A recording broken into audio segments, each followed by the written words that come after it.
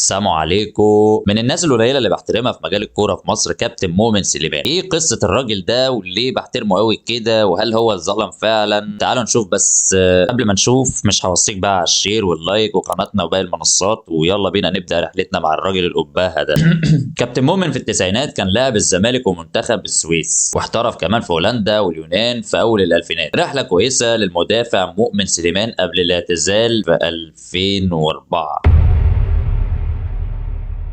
انت ورايا اسيب اسم الهرم واتنقل هنا تيجي برضه ورايا. ويا صديقي المره دي 2004 جت بالصدفه، مش قاصد احطها ولا حاجه. المهم الراجل بدا مشواره كمدرب عام مع الكابتن طارق يحيى في المصريه للاتصالات سنه 2007، ودي نفس السنه اللي النادي ده صعد فيها لاول مره في تاريخه للدوري الممتاز. في 2008 بقى فضل مدرب عام بس مع الكابتن حلمي طولان، وفي نفس السنه كان في الاداره الفنيه للزمالك مع هولمان. في 2009 كان مدرب مساعد لانور سلامه في انبي، وجس وات احتل المركز الثالث في الدوري، وشارك كمان في الكونفدراليه لاول مره في تاريخ انبي. وانت اكيد عارف انبي كان ايه في الفتره دي. في 2011 يرجع للشغل مع الكابتن حلمي طولان، بس المره دي في بتروجيت، وهوب يطير لاهلي جده في 2014 ويمسك فريق الشباب هناك. 14 15 يعدي على الاداره الفنيه لنجوم المستقبل لغايه ما تيجي اهم محطه في كل ده، الانتاج الحربي، لانه صعد بالفريق ده للدوري الممتاز بعد هبوطه السنه اللي قبلها. تخيل انت بقى، نادي هبط والمعنويات في الارض والدنيا بايظه، والراجل ده يرجعه تاني، مهمه مش سهله. وبعد كده يمسك الاسيوطي اللي هو بيراميدز دلوقتي قبل النعنشه اللي حصلت، وهنا تيجي اول صدمه.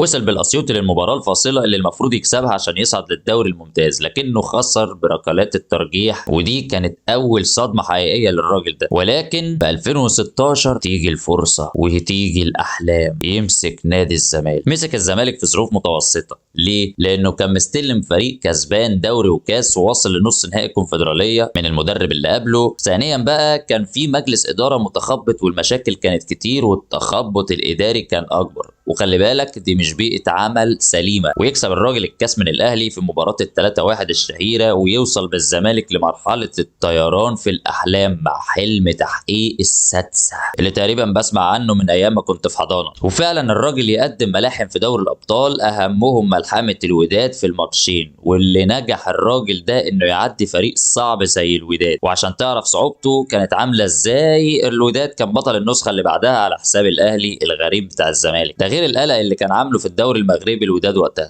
انا مش عايز قلق هنا عشان الزمالك يلاقي نفسه قدام ليفل الوحش ميلودي سان داونز بمدربهم العقر بيتسو موسيماني. خلي بالك سان داونز حقيقي كان فريق مرعب وقتها، ومحدش يتمنى ابدا انه يواجهه. وابقى راجع كده حلقه سان داونز اللي عملتها لك قبل كده، وانت تعرف الناس دي كانت بتفكر ازاي في الكوره، وازاي وصلوا للمجد الاولى. المهم الذهاب كان في استاد الرعب بريتوريا. ايه ده بريتوريا ما يتعداش عليه بسهوله كده، مش بيفكرك بحاجه؟